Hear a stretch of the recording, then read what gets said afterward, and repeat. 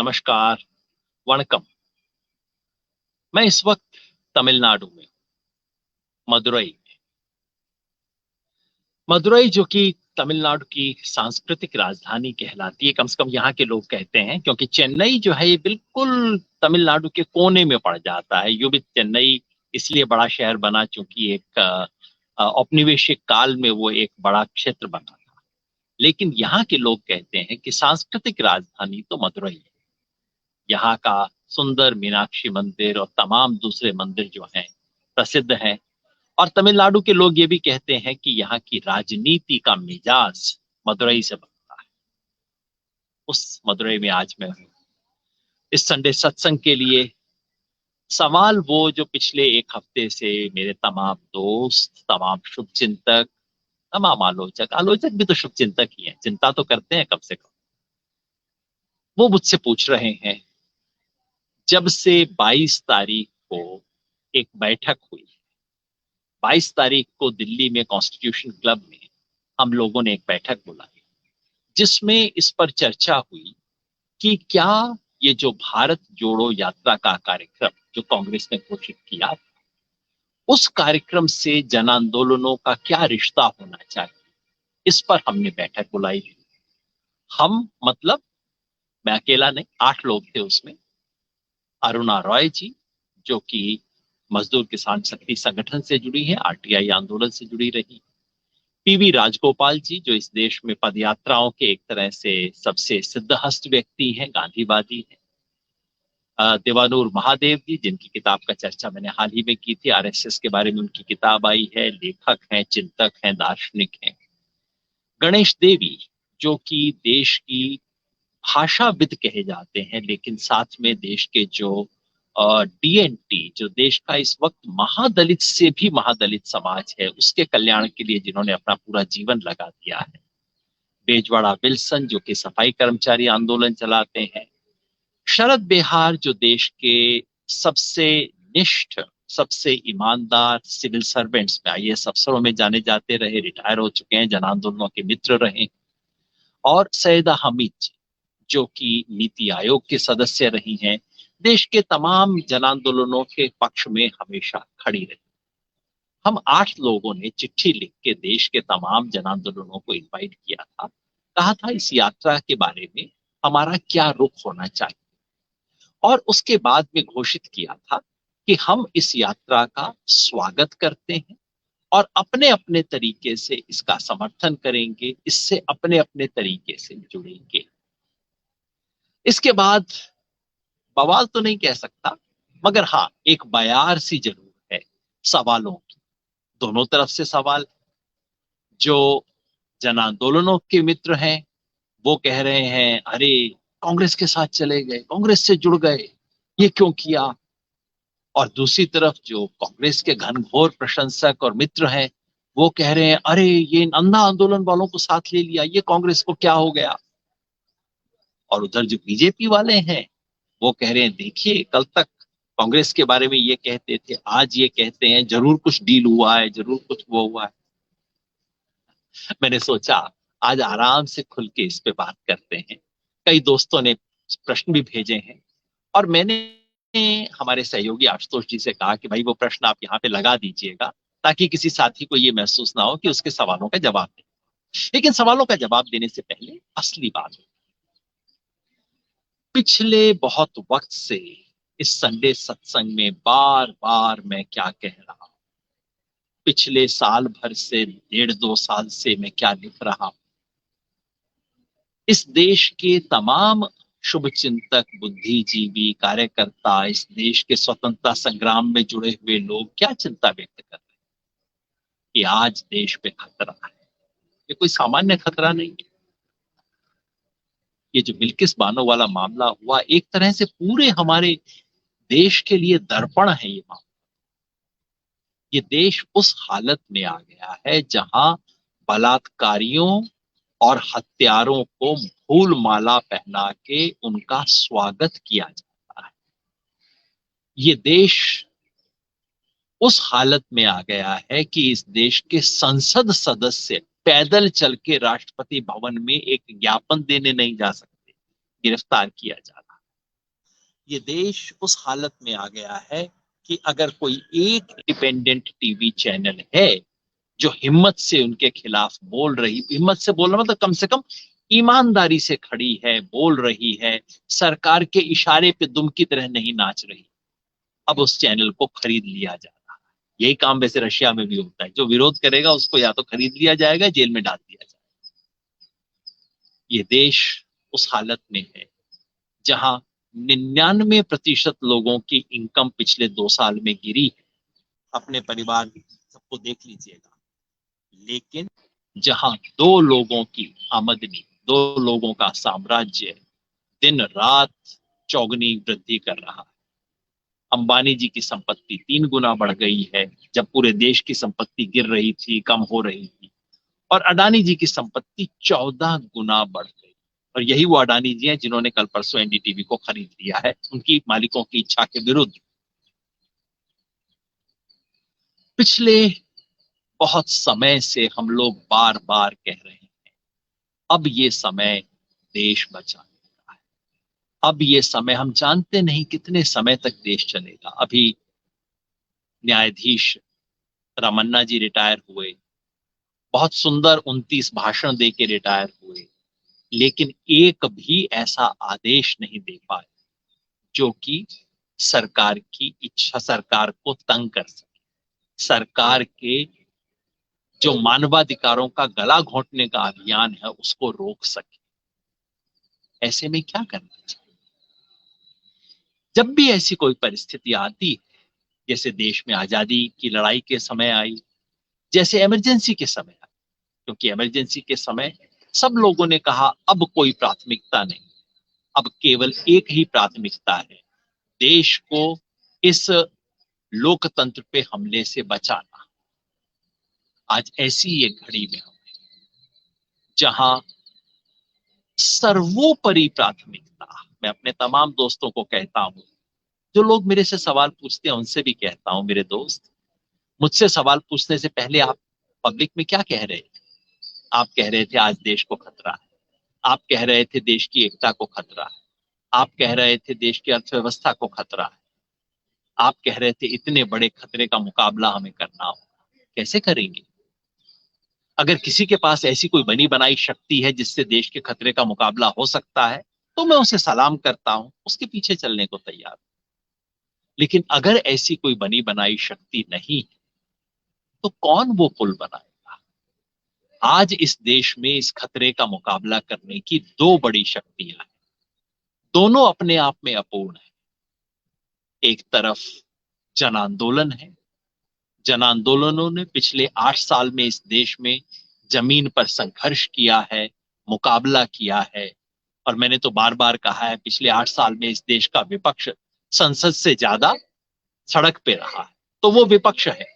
दूसरी तरफ इस देश में राजनीतिक दल हैं, बहुत बड़े हैं, चुनाव की सफलता असफलता उन्हीं पे निर्भर करती है।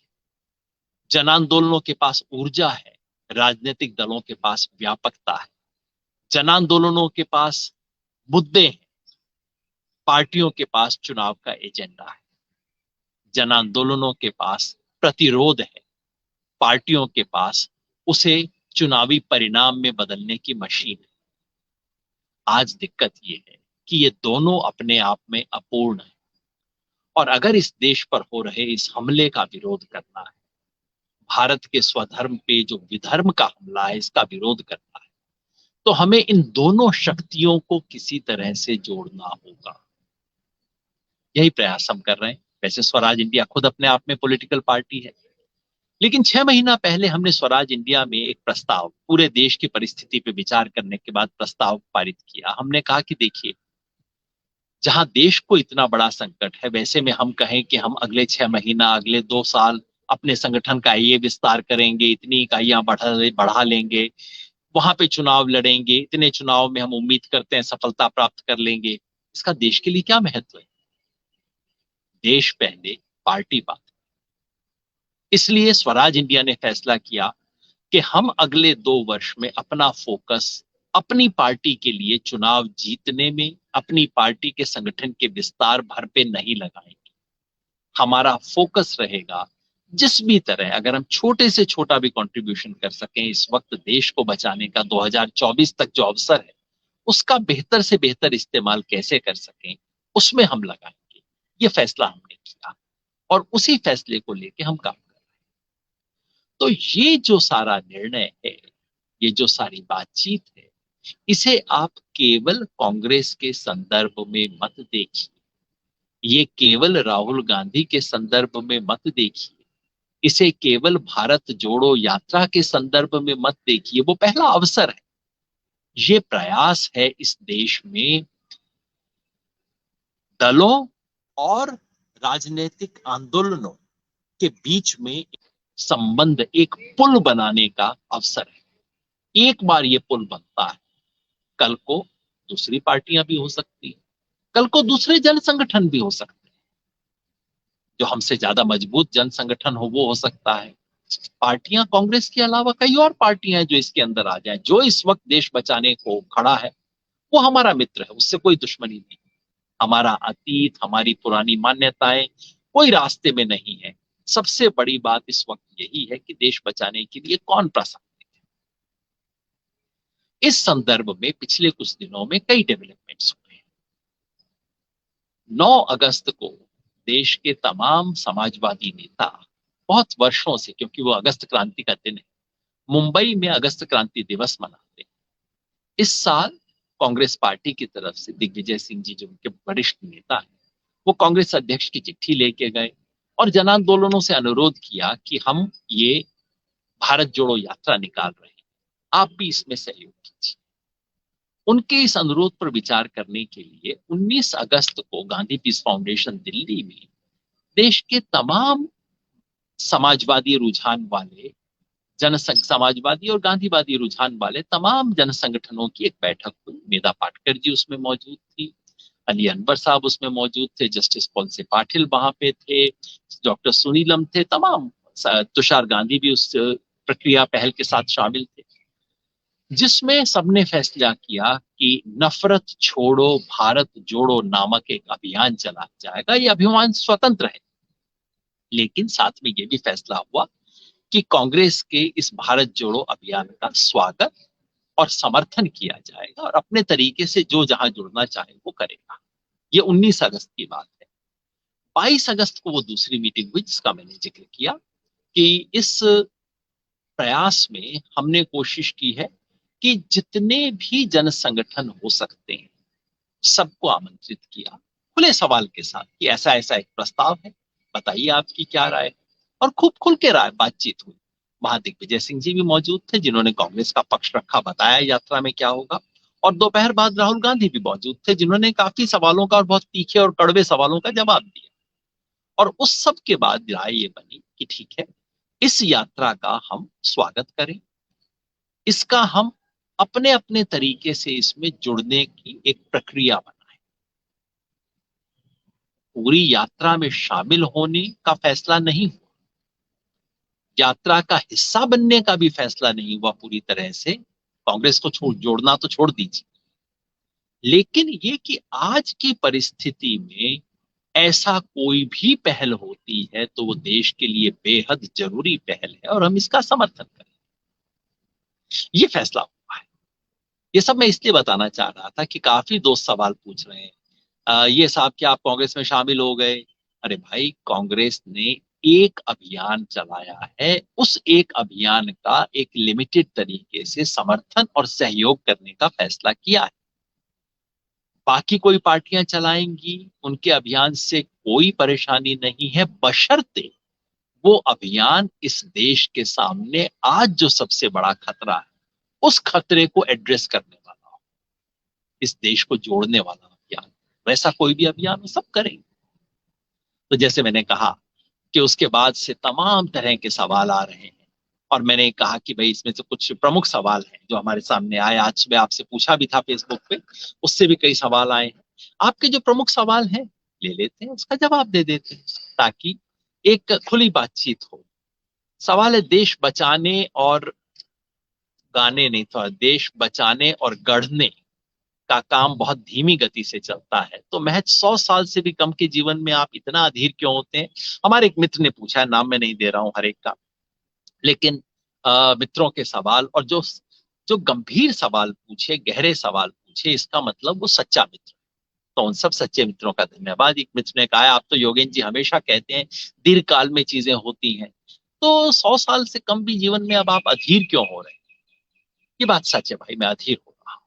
और अधीर होने का कारण, धीरज का मतलब ये नहीं होता कि देश में दुनिया में कुछ भी होता रहे और आप तटस्थ भाव से बैठे रहे। नहीं, दीर्घ काल में होगा, देखी जाएगी। अगर आप 1976-77 में जिंदा हैं, पढ़े हैं, जिंदा मैं था लेकिन छोटा बच्चा था, कुछ खास कर नहीं सकता था। अगर मैं बड़ा होता तो उस समय मेरा धर्म था सब काम ताम छोड़ के इमरजेंसी का मुकाबला कैसे किया जाए और उसके बाद कांग्रेस को कैसे हराया जाए। ये धर्म था उस वक्त देश का। और ये कहना कि नहीं 100 वर्ष है अपने आप ठीक हो जाएगा, नहीं, ये धीरज नहीं है, तो अकर्मण्यता है। धीरज का मतलब वो जहां जिस चीज को धीरे धीरे बनाना हो धीरे बनाया जाए, जहां तुरंत फुरत प्रहार करना हो वहां तुरंत प्रहार भी किया जाए। आज देश वैसी घड़ी में है। आप यदि कहते हैं मैं अधीर हूं, वास्तव में मैं अधीर हूं, होना चाहिए। ये क्या हमारी आंखों के सामने हो रहा है इस वक्त? अगले 2 वर्ष में क्या हो जाएगा? अगर 2024 में यही सत्ता वापस आती है, क्या इस देश का संविधान बचा रहेगा? इस देश की स्वतंत्रता आंदोलन के मूल्य बचे रहेंगे? और एक बार अलग पलट दिया, जिस तरह से जुडिशरी कब्जे में आ रही है, जिस तरह से फौज का चरित्र बदला जा रहा है, क्या 2024 के बाद कुछ बचाने की स्थिति में भी बचेंगे हम? ये तो हमें बिल्कुल फैसला करना चाहिए। अगर ये अधीरता है तो दोस्त, ये अधीरता तो होनी चाहिए ना। आप भी थोड़ा अधीर हुआ कीजिए ना कभी कभी तो। दूसरे ने पूछा, इस पॉलिटिकल इवेंट से आपका क्या लेना देना है आंदोलन जीवी जी? तो आप समझ ही गए होंगे प्रश्न किस तरफ से आ रहा है। भाई मेरे, मैंने लिखा है, आप देखिएगा, मैंने कई सवाल कई बार लेख लिखे हैं, किसान आंदोलन के बारे में भी लिखे हैं, किसान आंदोलन और राजनीति का क्या रिश्ता होना चाहिए इसके बारे में भी लिखा है। और हर बार एक चीज मैंने कही है, वो ये कि राजनीति से मुंह नहीं मोड़ सकते। जब मैंने ये भी कहा कि नहीं, पंजाब के इस चुनाव में हिस्सा किसान आंदोलन को नहीं लेना चाहिए, तब भी मैंने यही कहा था, राजनीति से मुंह नहीं मोड़ सकते, क्योंकि राजनीति देश की दिशा तय करती है। आंदोलन जो राजनीति की तरफ आंख मूंद के खड़ा होगा वो आंदोलन नहीं होगा, वो तो सत्ता की दुम बन जाए। आंदोलन का मतलब है सच के साथ खड़ा होना, और जहां सत्ता सच को दबाए वहां उस सत्ता के खिलाफ खड़ा होना। तो इस देश के जन आंदोलन पहले दिन से राजनीतिक थे, हैं, रहेंगे। चुनावी राजनीति एक अलग बात है, चुनावी राजनीति से दूर रहे। और अभी भी जो निर्णय हम कर रहे हैं वो चुनावी राजनीति में जाने का नहीं है। अब तक चुनावी राजनीति को प्रभावित करने की इच्छा रखना, इसमें कुछ बुराई नहीं है। मैं फिर कहता हूं, उत्तर प्रदेश चुनाव में किसान संगठनों ने मिलकर फैसला किया था कि हम इस किसान विरोधी भारतीय जनता पार्टी के विरुद्ध माहौल बनाएंगे, जनता को चेताएंगे। इसमें कोई बुरी बात नहीं है। और जो आंदोलन इस हथियार का इस्तेमाल करना भूल जाएगा, वो आंदोलन अपने लक्ष्य को कभी भी प्राप्त नहीं कर सकता। तो बिल्कुल राजनीति करनी चाहिए, मैं तो पहले दिन से इसका पक्षधर हूं, आज भी करनी चाहिए।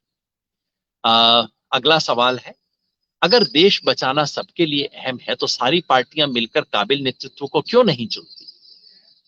इसके बारे में कई लोगों ने सवाल पूछे हैं। राहुल गांधी जी के बारे में पूछे हैं, नीतीश कुमार जी के बारे में पूछे हैं। एक साथी ने कहा कि अच्छा, नीतीश कुमार जी को नेता क्यों नहीं बना दिया जाता, कि गांधी परिवार में क्या काबिलियत है? बिल्कुल सही सवाल। ठीक है, अगर ऑपोजिशन पार्टी ये सब काम कर सकती होती तो फिर उन्हें बाहर से मदद की कोई आवश्यकता ही नहीं थी ना, अब तक इस देश में बदलाव आ चुका होता। आप बिल्कुल सही कहते हैं, सारी पार्टियां मिलकर काबिल नेतृत्व को चुने, या पार्टियां ऐसे काबिल नेतृत्व को पैदा कर दें जो कि देश में स्वाभाविक रूप से साबित कर दे कि मोदी जी बहुत अच्छे नेता नहीं है। अगर ऐसा हो जाता है फिर हम जैसे लोगों के काम करने की आवश्यकता नहीं। ये लोकतंत्र का सामान्य नियम है। लोकतंत्र में सामान्यतः पार्टियां आती हैं, अनपॉपुलर होती हैं, उनके विकल्प पैदा होते हैं, विकल्प आते हैं, और ऐसे में जन आंदोलनों की भूमिका होनी चाहिए मुद्दों को उठाने। लेकिन अगर राजनीति में गतिरोध आ जाए, अगर ऐसी स्थिति आ जाए, तो ऐसे में चूंकि राजनीतिक दल अपने आप में वो सारा काम पूरा करने में असमर्थ है, इसीलिए जन आंदोलनों को दखल देने की जरूरत पड़ रही है। बाकी आपकी सलाह बहुत अच्छी है, राजनीतिक दलों को दे देंगे, पर अगर वो मान सकते तो मामला पहले ही सुलझ जाता ना। एक और प्रश्न है इसी से जुड़ा हुआ, सभी ऑपोजिशन को यूनाइट करना होगा। अब आप देखिए, मैंने बार बार कहा है ना, तो वैसे कोई मेरे बस की तो बात है नहीं भाई, अगर मेरी बात मान ले ऑपोजिशन पार्टियां, तो मेरे ख्याल में स्थिति कुछ अलग ही होती है। और मेरी बात क्यों माने, उनके पास अपना काम है, अपनी मजबूरियां हैं, अपने गणित है, अपना स्वार्थ है। वैसे मैंने बार बार एक बात कही, इस देश में ना ऑपोजिशन यूनिटी की जरूरत नहीं है, यानी कि ऑपोजिशन के महागठबंधन की जरूरत नहीं है। पूरे देश के सारे ऑपोजिशन वाले किसी एक मंच पे आके हाथ उठा के कहें हम एक हैं, इसकी जरूरत नहीं है। आप जरा ध्यान से देखिए, इस देश की पट्टी है जो कि बंगाल से लेके और केरला तक, वहां ऑपोजिशन खड़ा है, बीजेपी वहां डोमिनेंट फोर्स नहीं है, उसके लिए किसी ऑपोजिशन यूनिटी की जरूरत नहीं है। जहां जरूरत है वहां ऑलरेडी बनी हुई। दूसरी पट्टी इस तरफ देखिए आप, पूरा जो हिंदी पट्टी है, राजस्थान जहां कांग्रेस बीजेपी का मुकाबला है, गुजरात तक देख लीजिए, वहां कोई ऐसा दूसरा ऑपोजिशन पार्टी है ही नहीं जिससे गठबंधन किया जाए। किससे कांग्रेस अपने आप से गठबंधन करेगी, किससे करेगी? वहां तो कुछ है नहीं गठबंधन की संभावना। सिर्फ चंद राज्यों में, महाराष्ट्र, कर्नाटका, झारखंड, बिहार, ऐसे राज्यों में ही ऑपोजिशन यूनिटी की जरूरत है। उम्मीद करते हैं कि हालात ऐसे बनेंगे जो कि ऑपोजिशन पार्टी को मजबूर करेंगे एक दूसरे के साथ खड़ा होने पर। और ऐतिहासिक मजबूरी हमेशा एक आती है, 77 में ये हुआ, 89 90 में ये हुआ। इतिहास की मजबूरी अपने आप राजनीति की गति बदलती है। वो शायद मेरे बदलने से नहीं होगी, लेकिन होगी जरूर, ऐसी उम्मीद करनी चाहिए। क्योंकि आज देश जिस स्थिति में है उसमें पार्टियों को राजनीतिक एकता की जरूरत है, एक चुनावी गठबंधन की जरूरत शायद नहीं। और वो राजनीतिक एकता कैसे बन सकती है? जन संगठनों के दबाव के कारण बन सकती है। अगला एक और सवाल, कई सवाल आए हैं, कई सवाल आप लोगों ने पहले भेजे भी हैं। हाँ, क्या आपका कांग्रेस के साथ कोई अलायंस हो गया? कई लोगों ने कहा भैया अलायंस हो गया है, आपने ज्वाइन कर लिया है। मैंने कहा यार आप पढ़ लीजिए ना, जो चीज लिखी है, कोई छुपी हुई बात थोड़ी है। और ये कोई मैं अकेला तो कोई प्राइवेट चीज कर नहीं रहा हूं, मैं अकेला नहीं कर रहा हूं, कोई बंद कमरे में नहीं कर रहा हूं ना। बिल्कुल खुली घोषणा है, 150-200 लोगों के बीच में 8 जिन लोगों का मैंने नाम लिया उनके न्योते से हो रही है। तो कोई सीक्रेट डील तो हो नहीं सकता ना। ये देश के प्रमुख जन संगठनों को देश के एक प्रमुख राजनीतिक दल द्वारा घोषित एक कार्यक्रम में जोड़ने का पहला प्रयास है। उम्मीद करते हैं आने वाले 2 वर्ष में ऐसे कई और प्रयास होंगे। उम्मीद करते हैं कि ये सब प्रयास मिलकर एक होंगे और किसी ना किसी तरह से देश को एक दिशा दे सके। तो कोई ऐसा पर्सनल अलायंस या सीक्रेट गठबंधन ना हुआ है, ना होने वाला है। कांग्रेस नेतृत्व में ऐसा क्या बदला है कि कांग्रेस को लेकर आपकी सोच बदल गई? कांग्रेस नहीं बदली है, कम से कम मुझे नहीं पता, अगर बदली हो तो या कांग्रेस का नेतृत्व बदल गया हो या उनका चरित्र बदल गया हो। उसकी जो कमोबेश कमियां और खामियां हैं और उसकी जो खूबियां हैं, वो मोटे तौर पे उसमें पिछले 2-3 साल से बड़ा बदलाव आया हो मुझे नहीं लगता। जो बदला है वो देश के हालात किस स्थिति में आज आ गए वो बदला है। और इसलिए हमारा मूल्यांकन बदला है। राजनीति में ये कैसे हो सकता है? कई लोग कहते हैं, और आज की बात नहीं है, लोग महात्मा गांधी को दोष देते हैं कि अगर गांधी जी ने उस समय कुछ धार्मिक प्रतीकों को स्वीकार न किया होता तो इस देश में सांप्रदायिकता पैदा ना हुई। मैं कहता हूं सांप्रदायिकता भी पैदा ना हुई होती और इस देश का आजादी का आंदोलन भी पैदा ना हुआ होता। इसी तरह जयप्रकाश नारायण को दोष दिया जाता है कि अगर आप 74 के आंदोलन में इंदिरा गांधी का विरोध न करते, और कई लोग आज भी कहते हैं अगर ये ऑपोजिशन वाले इमरजेंसी का विरोध ना करते तो बीजेपी की ये पराकाष्ठा ना पहुंचती। भाई अगर इमरजेंसी का विरोध ना करते ना उस समय, तो यह बीजेपी की पराकाष्ठा तो नहीं होती, इस देश का लोकतंत्र भी नहीं बचता, वो भी खत्म हो चुका होता। मतलब कि हर राजनीति का मूल्यांकन, राजनीतिक कौन सी राजनीतिक ताकत देश के भविष्य के लिए बेहतर है और बुरी है, उसका मूल्यांकन वर्तमान के क्षण में होता है। उसका मूल्यांकन शाश्वत नहीं होता। वही एक पार्टी किसी एक समय, देश की तमाम पार्टियों को देख लीजिए, लेफ्ट पार्टीज की कुछ समय भूमिका बहुत एक ऑप्रेसिव रूलिंग पार्टी की तरह रही, और उसी समय देश के बाकी इलाकों में, उससे पहले और उसके बाद पूरे देश में उनकी भूमिका लोकतंत्र के सबसे सजग प्रहरी की रही। अब आप कहिए क्योंकि लेफ्ट अच्छा है तो उन्होंने बंगाल में सिंगूर नंदीग्राम में जो कुछ किया था सब अच्छा था? नहीं था, विरोध किया। आज उनके साथ काम करते हैं, बिल्कुल करते हैं। मैं उन लोगों में से था जिन्होंने सड़क पे खड़े होके सिंगूर और नंदीग्राम पे लेफ्ट की आलोचना की, उनके खिलाफ जुलूस निकाले, और आज उन्हीं लेफ्ट के लोगों के साथ खुशी से काम करते हैं ना। उनके विचार बदले हैं नहीं जानता, हमारे विचार तो नहीं बदले, लेकिन आज भी उनके साथ काम करते हैं। इसलिए राजनीति में मूल्यांकन उस समय की परिस्थिति के हिसाब से होता है। क्या अन्ना आंदोलन के दौरान कांग्रेस राज्य का विरोध करना सही था? मैं आज भी मानता हूं सही था। भ्रष्टाचार का विरोध करना सही होता है जब भ्रष्टाचार के विरोध में जनता खड़ी हो, जनता के साथ खड़ा होना चाहिए। तब भी मानता था, आज भी मानता हूं, आज भी जनता खड़ी होगी उसके साथ खड़ा हो। हाँ, उस आंदोलन को दिशा देने में, और वो आंदोलन अंततः आम आदमी पार्टी के रूप में आज कहां तक पहुंच गया, उसमें हम लोगों से भूल हुई, ये बात मैंने लिख के कही है। आज वो आम आदमी पार्टी शराब के सवाल पे क्या कर रही है, भ्रष्टाचार के सवाल पे क्या कर रही है, खुद लोकपाल का उन्होंने अपने साथ क्या किया है, और सांप्रदायिकता के सवाल पे कैसे बिल्कुल बीजेपी की कॉपी बनती जा रही है, देख के मुझे शर्म आती है। सिर्फ शर्म नहीं आती, कुछ अपना दोष भी उसमें महसूस होता है। ये सब बातें मैंने लिखी भी हैं, बोली भी है। लेकिन ये कहना कि आज से 10 साल पहले कांग्रेस ने जो किया था उसका आपने विरोध क्यों किया, आज समर्थन क्यों कर रहे हैं, भाई क्योंकि इतिहास बदला है।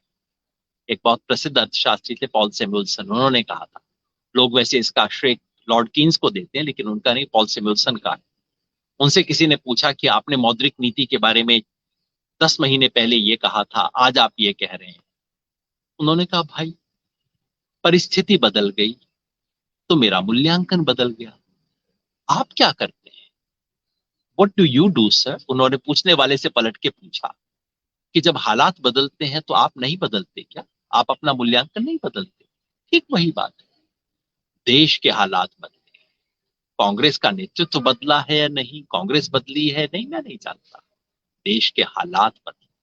और अगर उसी हालात में हम वही 1960 वाली रागनी गाएं, गैर कांग्रेसवाद वाली, मैंने बार बार लिखा भी, आज भी नहीं, आज से 10 साल पहले के लेख भी पढ़ लीजिएगा, मैंने कहा था गैर कांग्रेसवाद कोई विचारधारा नहीं, गैर कांग्रेसवाद एक समय विशेष की रणनीति है। जैसे आज गैर भाजपावाद एक रणनीति हो सकती है, आज से 20 साल बाद उस गैर भाजपावाद की कोई महत्व रहेगा, हम नहीं जानते। समय विशेष की रणनीति है, सिद्धांत नहीं। मैंने सोचा इसे स्पष्ट कर दूं क्योंकि कई साथी बार बार पूछते रहते हैं क्या इस यात्रा में किसान संगठन शामिल होंगे। मैं बिल्कुल स्पष्ट कर दूं, इस यात्रा में अभी तक की जो मेरी भूमिका है वो स्वराज इंडिया के सिपाही के नाते है। संयुक्त किसान मोर्चा ने ऐसा कोई फैसला नहीं लिया है। इस बैठक में हमने संयुक्त किसान मोर्चा के कई नेताओं को बुलाया था, कुछ नेता आए भी थे, वो अपना फैसला लेंगे।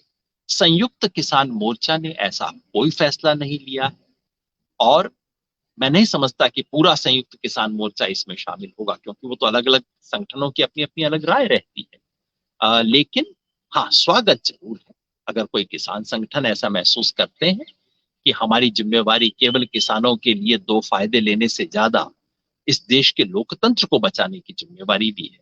अगर महसूस करते हैं कि आज हमें इस देश की एकता को जो खतरा है, देश को बांटने की जो कोशिश हो रही है, उसके खिलाफ खड़े होना है, तो उनका स्वागत है, वो सब आ सकते हैं। इसी से जुड़ा एक और सवाल है कि इस यात्रा में कोई भी संगठन शामिल हो सकता है। हाँ, बशर्ते बशर्ते आप तीन चीजों में विश्वास करें। पहला, अगर आप इस देश की संविधान की उद्देश्य का प्रिएम्बल जो है संविधान की, उसमें जिन मूल्यों का वर्णन है आप उसमें भरोसा करते हो तो, यानी कि अगर आप मानते हैं कि भारत एक लोकतांत्रिक देश होना चाहिए, एक गणतंत्र होना चाहिए, एक पंथ निरपेक्ष देश होना चाहिए, किसी एक धर्म का बोलबाला नहीं होना चाहिए, एक संघीय देश होना चाहिए, भारत विविधता का सम्मान करता है, भारत भारत की एकता के साथ साथ लिबर्टी, इक्वालिटी, फ्रेटर्निटी, स्वतंत्रता, समता और बंधुत्व, इस सपने में आप विश्वास करते हैं, पहली शर्त है। दूसरा, अगर आपको महसूस होता है कि आज इन सपनों पे बहुत बड़ा हमला हो रहा है, आज इस देश को तोड़ने की कोशिश की जा रही है सर्वोच्च संवैधानिक पोजीशन पे बैठे हुए लोगों के द्वारा, तो संविधान में विश्वास हो और संविधान पे खतरे का आभास हो। और तीसरा, अगर उसे बचाने के लिए आप जमीन पर आने को तैयार हैं, घर बैठे बात करने से नहीं, सामने आके जोखिम उठा के खड़े होने को तैयार है, जो इन तीन शर्तों का पूरा करता है, वो मेरे दोस्त हों, दोस्त ना हों, आलोचक हों, कांग्रेस के आलोचक हों, समाजवादी पार्टी के आलोचक हों, विपक्ष के आलोचक हों, कोई फर्क नहीं पड़ता। आज हम सब एक हैं। आज इस देश में दो ही पार्टियां हैं, एक भारत तोड़ो पार्टी और एक भारत जोड़ो पार्टी। इस देश में जोड़ने का जो मिशन है वो एक बड़ा मिशन है, और उसी मिशन के सिलसिले में यहाँ मैं मदुरई में आया, कल तिरुवनंतपुरम में रहूंगा और उम्मीद करता हूं कि 7 तारीख को कन्याकुमारी में जब ये यात्रा शुरू होगी, 7 को इसका औपचारिक इनॉग्रेशन है, 8 को ये यात्रा शुरू होगी, प्रॉपर यात्रा के तौर पे चलना शुरू करेंगे। वहां पे इस देश के जन आंदोलनों से जुड़े हुए कई चेहरे इसको आशीर्वाद देंगे, और वहां आप भी, आप अगर देश के किसी भी कोने में बैठे मेरी बात सुन रहे हैं और आपके मन में आ रहा है कि यार इससे तो मुझे भी जुड़ना चाहिए, तो आप संपर्क कीजिए। यही जो फेसबुक है, किस तरह से जुड़ सकते हैं? पहला, आप इस यात्रा के समर्थन में स्टेटमेंट दे सकते हैं, ये कहते हुए, आराम से कहते हुए कि मुझे ये बातें इस यात्रा की स्वीकार है, ये नहीं है, कोई अनकंडीशनल समर्थन ना किसी ने मांगा है ना हम दे रहे हैं। तो आप बाकायदा कहिए मुझे ये चीजें पसंद नहीं है, ये शर्तें हैं, ये बात, ये सोच करते हुए मैं इस यात्रा का समर्थन करता हूं। आप एक सपोर्ट दे सकते हैं। दूसरा, आप चाहें तो जहां पे भी देश में है, चाहे यात्रा आपके यहाँ से गुजर रही है या नहीं, यात्रा का रूट कन्याकुमारी से कश्मीर तक लगभग एक सीधी रेखा की तरह है, दक्षिण से उत्तर तक। आपके यहाँ यात्रा जा रही है या नहीं, आप अपने इलाके में एक मार्च निकाल सकते हैं, एक छोटी यात्रा निकाल सकते हैं, 75 किलोमीटर की यात्रा निकाल सकते हैं, निकाल के और उसके किसी प्रतिनिधि को इस यात्रा में जुड़ने के लिए भेज सकते हैं। तीसरा, आप चाहें तो इस देश के जो भी बड़े मुद्दे हैं, बेरोजगारी है, गरीबी है, स्वास्थ्य सेवाएं हैं, खेती बाड़ी की हालत है, आदिवासी मजदूर और किसान की अवस्था है, इस देश के अल्पसंख्यकों के साथ जो अत्याचार हो रहा है, कोई भी इस मुद्दे को लेके आप एक डेलीगेशन बना के इस यात्रा से के साथ पास आ सकते हैं।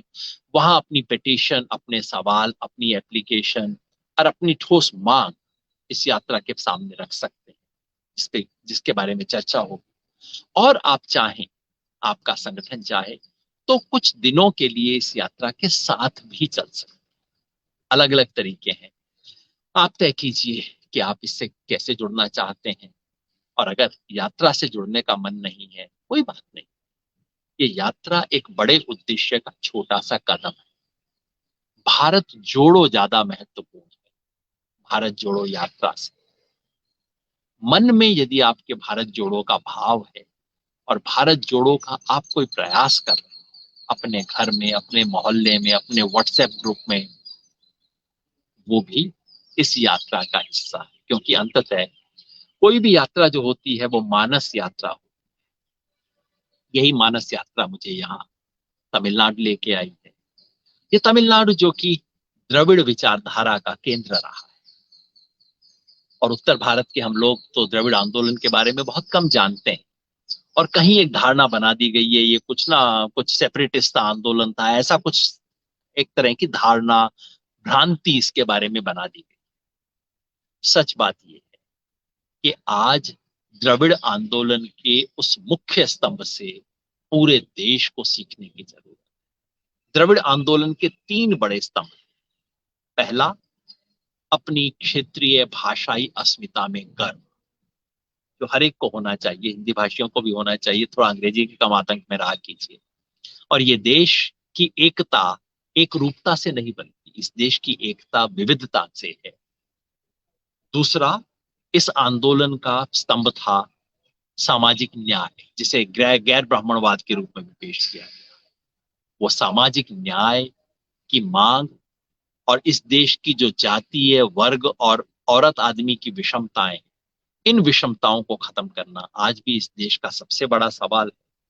और तीसरा, रैशनलिज्म, सेकुलरिज्म, धर्मांधता की बजाय अपने भविष्य को किसी भी धर्म पंथ के चौखटे के बाहर देखने की हिम्मत, ये तीनों बातें द्रविड़ आंदोलन ने की। तो आज वो द्रविड़ आंदोलन पूरे देश के लिए मिसाल बन सकता है। पूरे देश के लिए अगर द्रविड़ आंदोलन को एक नए तरीके से समझा जाए, पेश किया जाए, जिसको मैं पोस्ट द्रविडियन आइडियोलॉजी कहता हूं। ये गुजरात मॉडल कितना दिल्ली में चला मैं नहीं जानता, और ये दिल्ली का मॉडल कितना पंजाब में चलेगा मैं नहीं जानता, लेकिन हमें कई बार सोचना चाहिए कि ये जो तमिलनाडु मॉडल है ना, जिसके बारे में हम हिंदी भाषी बहुत कम जानते हैं, ये पूरे देश में चल सकता है। इसी विचार के साथ मदुरई से मैं योगेंद्र, नमस्ते। अगले सप्ताह फिर